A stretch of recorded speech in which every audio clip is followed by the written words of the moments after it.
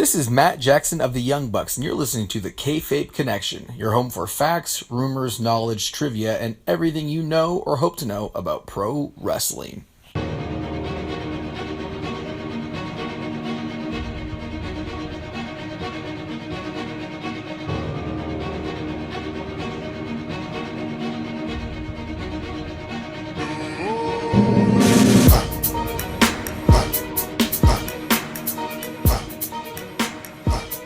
Jinder Mahal, you are the new WWE Champion. What message do you want to give to the WWE Universe? I just want to tell the WWE Universe, I told you so. I've been saying since I became the number one contender, the Maharaja will become WWE Champion. You know what? It feels pretty good. And I just want to tell the WWE Universe, I plan on seeing WWE Champion for a long time, so they better get used to it. The Maharaja's reign has just begun. Deal with it, right?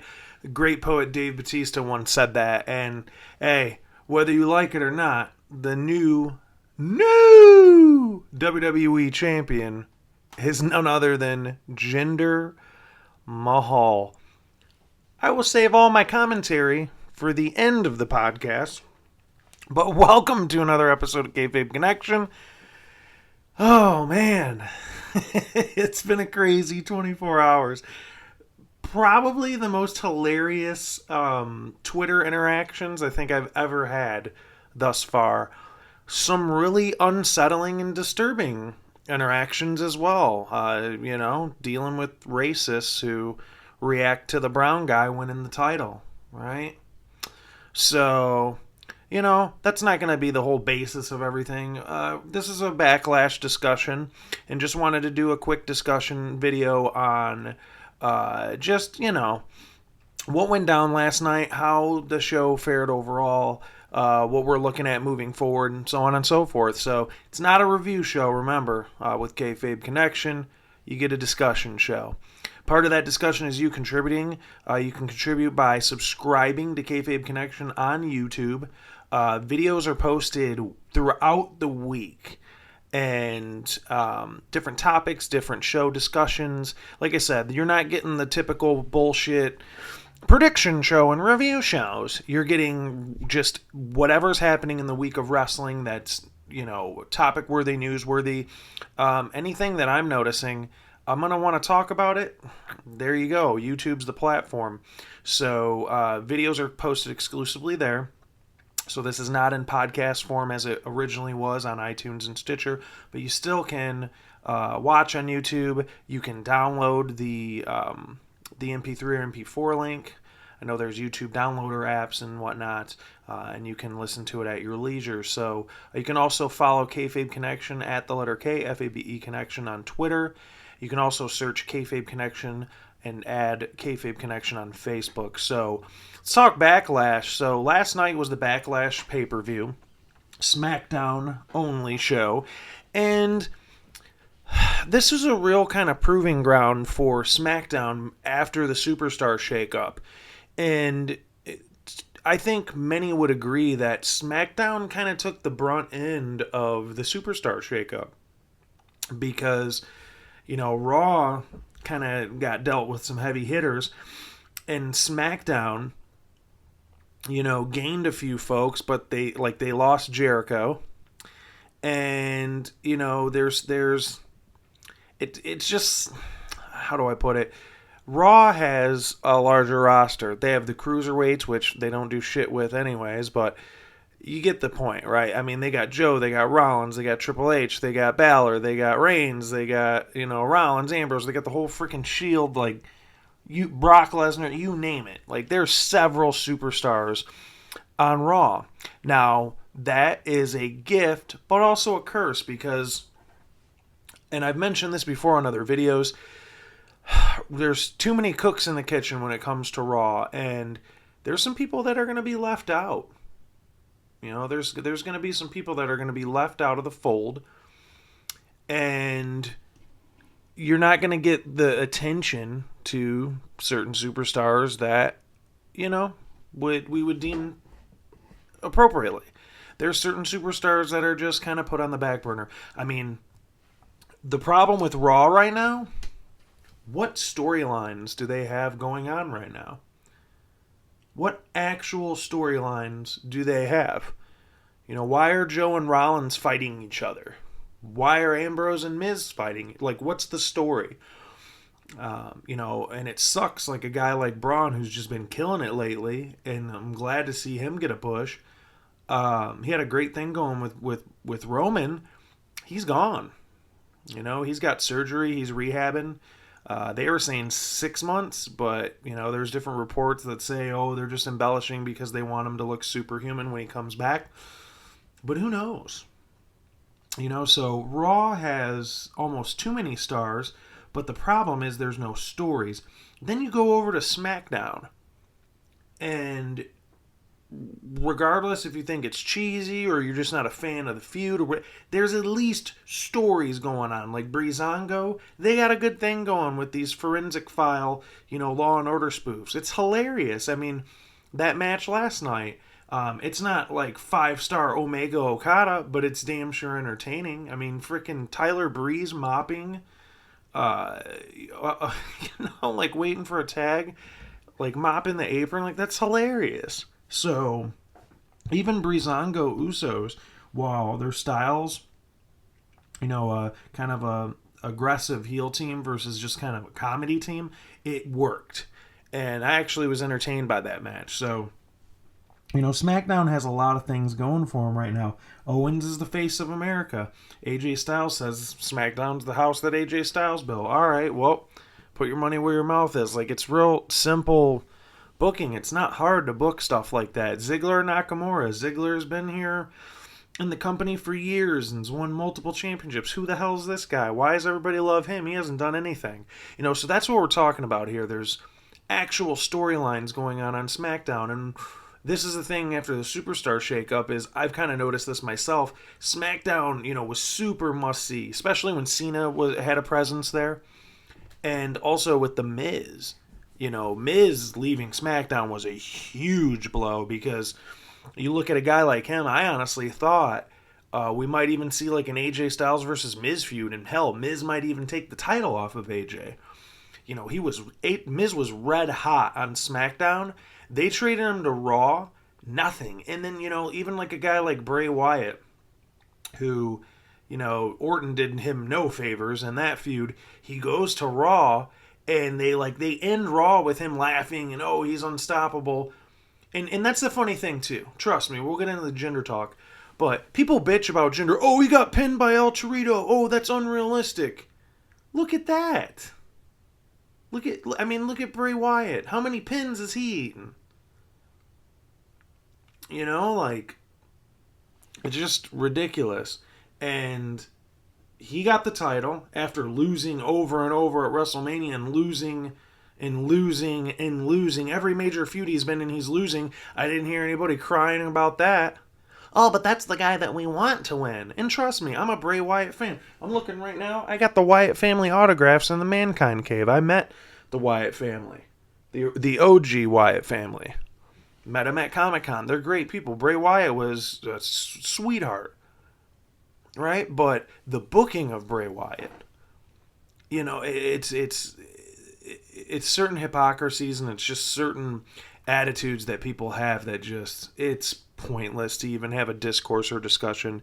And if you follow Kayfabe Connection already on Twitter, you noticed that today. I got blocked by this woman, like, Roman deserves to have the belt more than Jinder. They're on different shows, dum-dum. What are you talking about?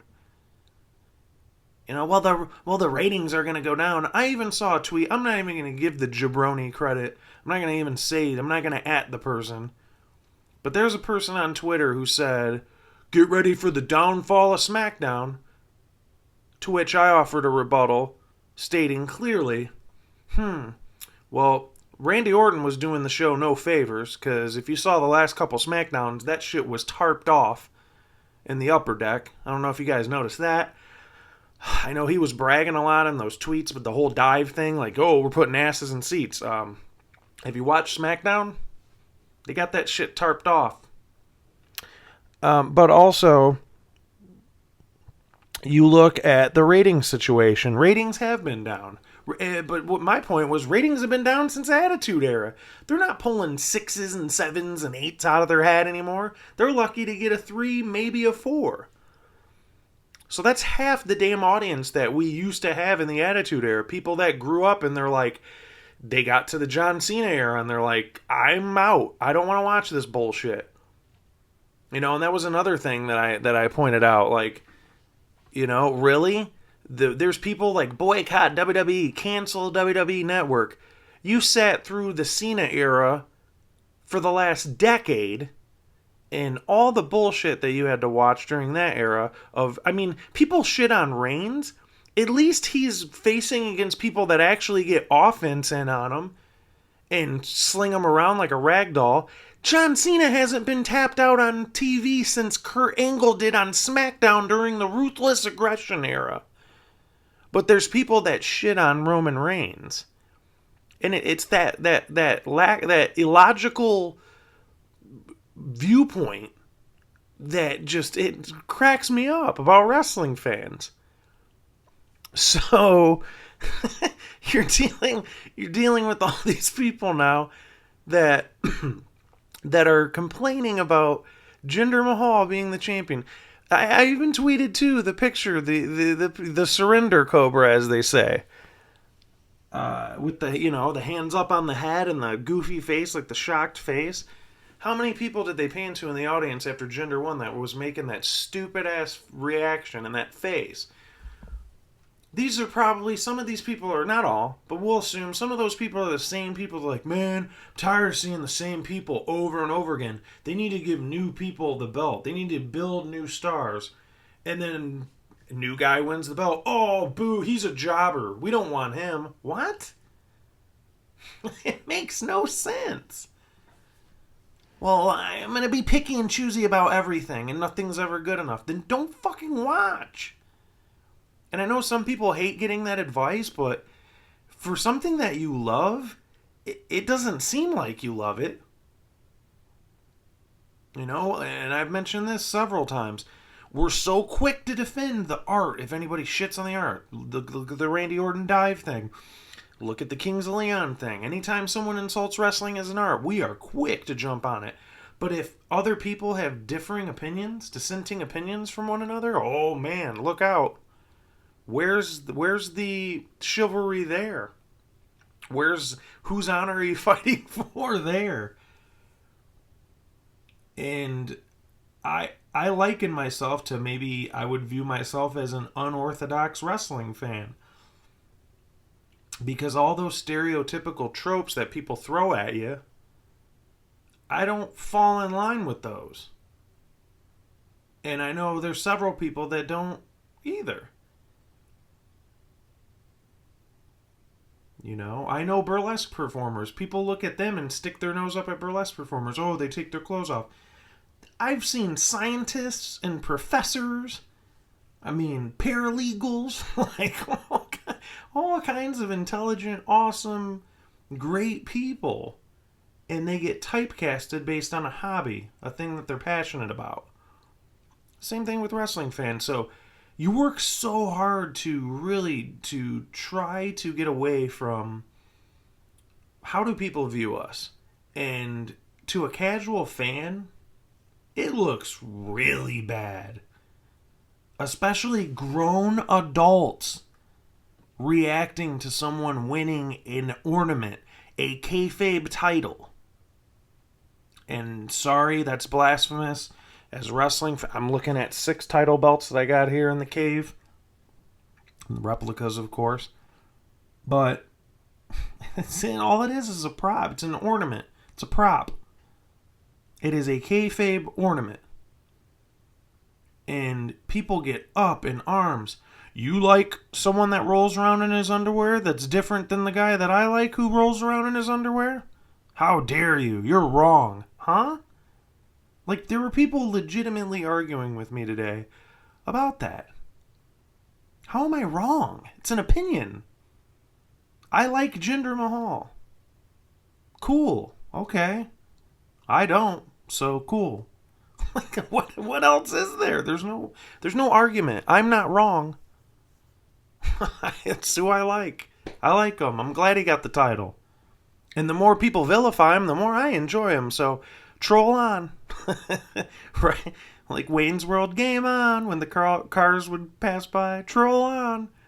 Every time someone comes at me on Twitter, at me. I'm loving the retweets, the love, the hate, love it.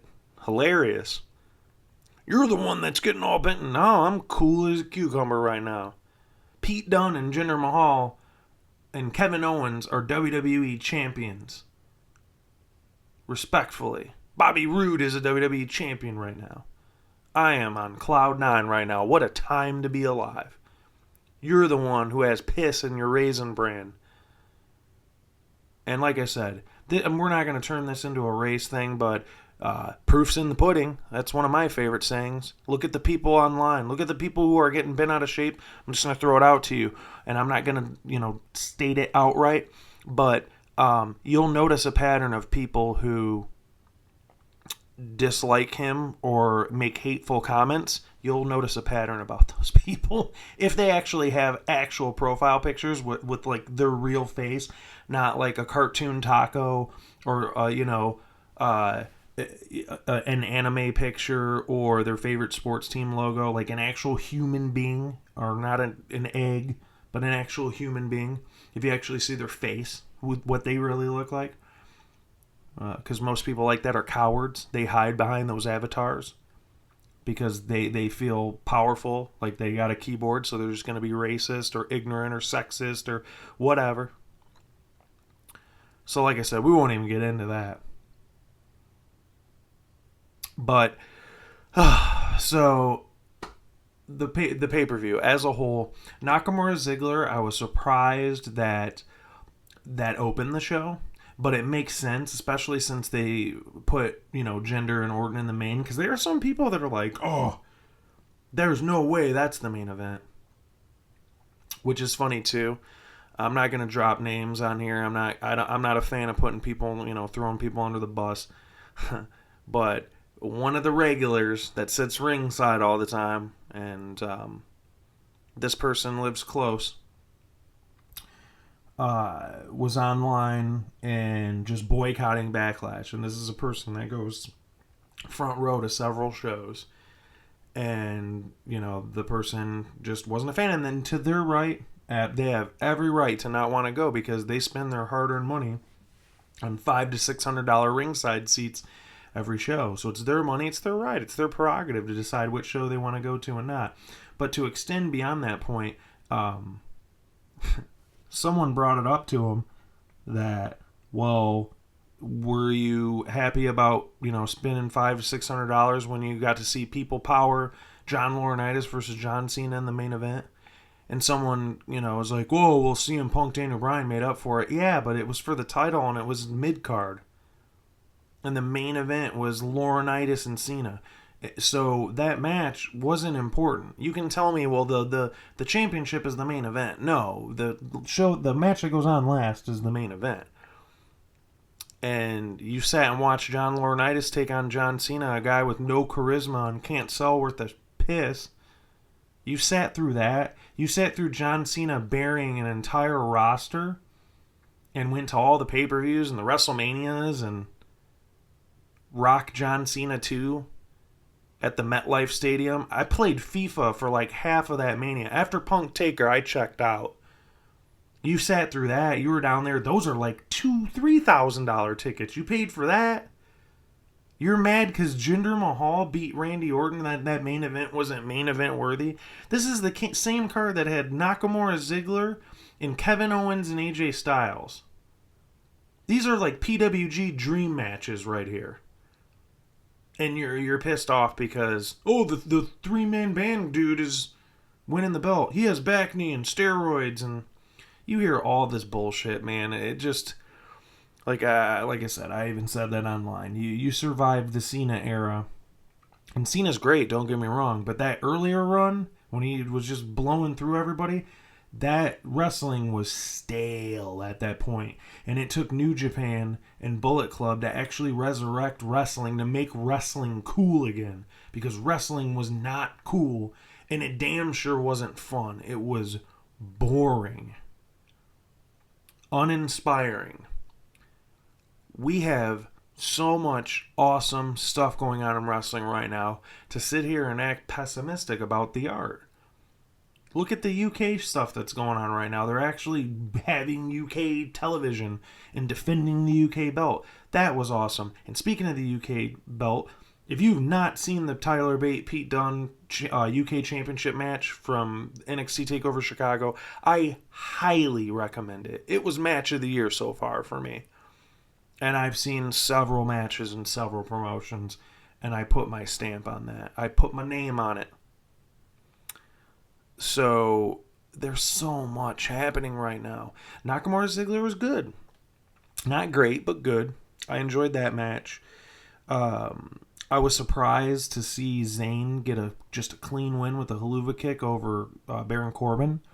But I'm glad that they did, because being the underdog doesn't mean that you're just going to get your ass whooped in every match. And I listen to several shows, and while I don't like to do prediction shows, there's a lot of shows that predict, and nobody called that. And that's kind of why I don't like prediction shows. It's like you're just talking about a hypothetical, and what if you're wrong or what if you're right? If you're right, you can brag about it. If you're wrong, you won't admit you were wrong. What's the point of predicting matches? I don't teach their own, I guess. I'm on one tonight, you can tell, right? So, the women's match, I'm not a fan of the mixed tags, like just a hodgepodge of just random people. Rumor has it that Carmella's going to be next in line for a push. I think that's right. You know, Naomi, Carmella, and it's funny too, because there's been a lot of wig, I'm going to snatch you bald, and wig references by Naomi, which are hilarious to me. But there's rumors we might get a hair versus hair match between Naomi and Carmella, and one can only assume, I mean, Carmella would get her hair cut and maybe win, you know, as a big-time heel, get a lot of heel heat for the short hair. Maybe she hides it with wigs and stuff. You could do a whole slew of things with that. And I like Naomi as a champion. I think it's fantastic for her. So I didn't really care for that match. And another match I didn't care for, Eric Rowan and Luke Harper. Didn't really care about that match. I mean, it's such a weird spot to be in now, because both guys are out of the Wyatt family. So it's like, why do we care at this point? But I do like what they're doing with him on Talking Smack, with Eric Rowan with the bag and getting the clown masks out. Here's a crazy idea. And the clown mask made me think of Ascension and the face paint. How crazy would it be if not a Wyatt family, but like a circus kind of carnival freak show kind of clown makeup? I mean, it's getting ready to come out. People hate clowns. Kids are terrified of them. Hell, some adults are. Why not link Eric Rowan up with the Ascension and just have kind of your own kind of like Wyatt adjacent, like your own kind of spooky stable? Have it on SmackDown. Just have them whoop ass. What are the Ascension doing right now? Nothing. What else are you going to do? And then, you can continue this Rowan Harper storyline, and Rowan trying to convince Harper to join the dark side with him. Of course, Harper doesn't, but at least that's something.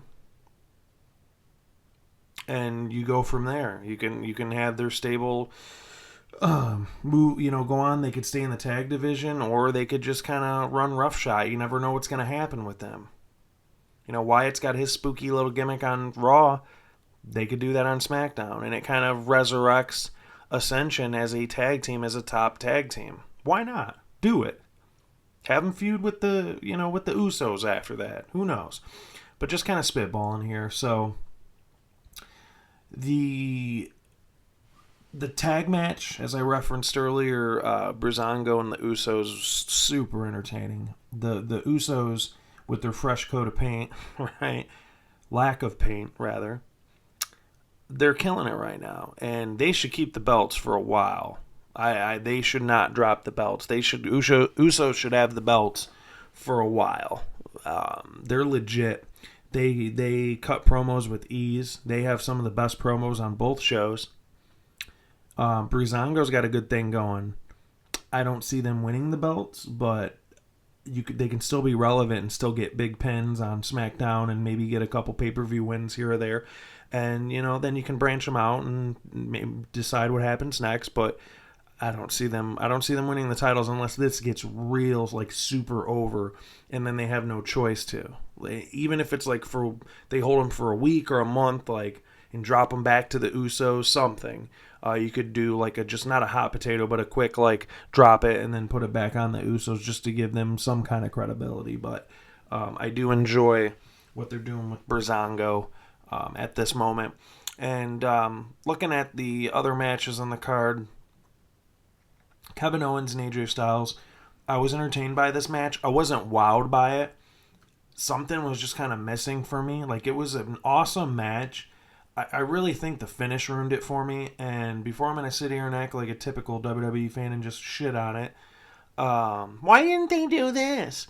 I wasn't a fan of the finish, AJ being... I thought it was clever. My old neighbor Casey, I had a party, and my old buddy Casey, my old neighbor, was over, and he's like, man, I don't think I've ever seen that finish with someone with, like, a limb trapped inside of where the TV goes in the announce table. Like, it was clever, and that was cool, but to have it end on on that note and not decisively, I'm just big on actual finishes, especially in big feuds like that. But I understand why they did it, and all it does is just puts the heat on Owens and just puts that heel heat on him even more, and then AJ, it just makes him more of a baby face, like, ooh, he's got to get one up on Owens. So, we'll see how they book it, but I'm glad that I get it. I get what they're doing. I just really wish there was more of a decisive winner out of it. So, it was an awesome match, a killer match, loved it, but I really think the finish is what kind of blew it for me. I don't know. I like the pay-per-view as a whole. Like, I don't want to compare and do that whole thing. Like, TakeOver was better. TakeOver was clearly the better show. Like, they're hands down. There was no chance, to quote Vince's song, right? There was no chance that Backlash had the ability to even compete with TakeOver, just from the card alone. And I don't want to sit there and pit those shows together, but it's hard not to. It's the same company, and it's kind of back to back. It's easy to do that. So, but just looking at Backlash as its own kind of deal, it was an average show, like 7 out of 10. It was average. It was a fun show. I had fun. I had people over, so it made it even more fun, especially this main event here. So I've already been on my soapbox about why people are just idiots, so we'll just break down the match. I think the writing was on the wall for me. There's people that have oh, he changed his trunks, or oh, the challenger came out first, he's going to win. You have those funny wrestling theories. But for me, the writing was on the wall. They did this whole grandiose entrance, which I thought was great, with the limo pulling up. They get the rug out, which was a nice signature, just nod. I thought that was awesome. And just the way that Jinder was cutting the promo, and before the night's over, I'm gonna be the champ. Just the tone, the vibe to it. Sometimes you just kind of know, and right there it was he's winning tonight. I even blurted that out to the fellas, hey, he's winning tonight. There's no way he doesn't walk out as champ. So, you go to the ring, and out first comes the challenger, of course, Jinder with the Singh brothers. The Singh brothers, to me, it's peanut butter and jelly. It just works. The Bollywood boys moving up, and now known as the Singh brothers, to really do what they do last night, to take bumps in matches. They're kind of like the J&J security, that kind of deal. They're the stooge guys that'll take the bumps so that Jinder still looks strong. And I find that, I don't want to say hilarious, it's funny, because it's not. It's funny, like funny haha, funny like a clown. It's funny, interesting that Randy Orton goes through this whole thing. Rip Rogers, his former OVW trainer, goes on and then retweets the indie wrestler. We already have a video out on that, but he goes on this whole thing about vouching for that idea that, oh, we're gonna put all indie wrestlers in this box and label them as hacks that work too fast and are reckless and don't preserve their bodies yet. Did you see Randy Orton flip one of those fucking Singh brothers on the table? And even Randy himself, like, broke kayfabe, like, ugh, like, he made that face, like, ugh, probably shouldn't have done that. Like, he almost broke his fucking neck. But dive, right? Dive. Ugh. Anyways. So the outside interference was interesting. Like, it made the match. Like, it made the match more entertaining at that point. I thought the aggressive, especially too, the writing was on the wall with Orton's aggressiveness towards Jinder and really having the advantage over him for a huge chunk of the opening part of the match. Just, again, the writing was on the wall that Jinder was gonna get the win. So Jinder hits Orton with the neck breaker for a 2 count. Orton gets Jinder in a back breaker. Jinder rolls to the apron. Orton gets up, grabs Jinder for the second rope DDT. Orton nails it. Orton hits the mat, goes for the RKO. Jinder rolls to the floor in front of the Singh brothers. Orton follows, comes from behind. Singh brothers yell at him. Orton smacks one of the brothers, kicks the other. Like, I dug that. The distraction, the numbers game, and it makes sense for a heel champion to have that advantage. And you can have all types of different stipulation matches, like, oh, the Singh brothers are banned, or one of the brothers is going to have to fight Orton. Like, you can really do a lot with that in terms of storytelling and just trying to change it up and mix it up so that you don't do every show the same format. Open up with a promo, talk for a long time, then have a match, and the same people are wrestling, so that when you get to a pay-per-view, it's no longer special. So after Orton tosses one of the brothers over on the announce table, almost murders him, the fans were like huge into that. Huge into Orton just destroying the Singh brothers. And then you're like, okay, the comeback, here we go. Nope. Orton brings one of the brothers into the ring, the other one follows, hits him with the double draping DDT, and then at that point, when he had the brothers up for the draping DDT, I knew, I'm like, Jinder's hitting him with his finisher. And lo and behold, Jinder comes from behind, hits the Kalas for the win, and 1, 2, 3. The Maharaja is the new WWE Champion. There you have it, folks. That was Backlash. And like he said at the beginning of it, you're going to have to get used to it. And once again with the promos, the way that he's cutting promos, like, there's people who I've seen, of course, everyone's an expert after a WWE pay-per-view. Everyone's an agent or a booker or runs a wrestling company or is a promoter, of course. But people are like, oh, this is going to be a short reign. And, I mean, maybe it will. But the way that it's sounding, and what I'm hearing, I don't expect that. I think they're going to give Jinder the ball and run with it. And it sounds like they're priming a Jinder Cena match at SummerSlam. So that's just my expectations. That's my crystal ball. Those are my opinions. That's the discussion piece I have for you for Backlash. What did you think about Backlash?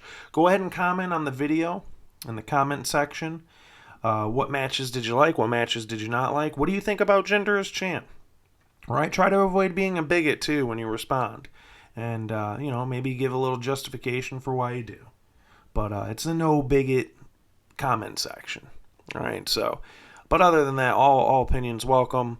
We're not robots. We don't have to agree on everything. It's just interesting when people agree on something or disagree that they justify why they feel that way. So, yeah, shout it out in the comment section. Tweet at me at the letter Kayfabe Connection. What do you think about the pay-per-view? What do you think about Jinder as champ? I'd love to have a discussion.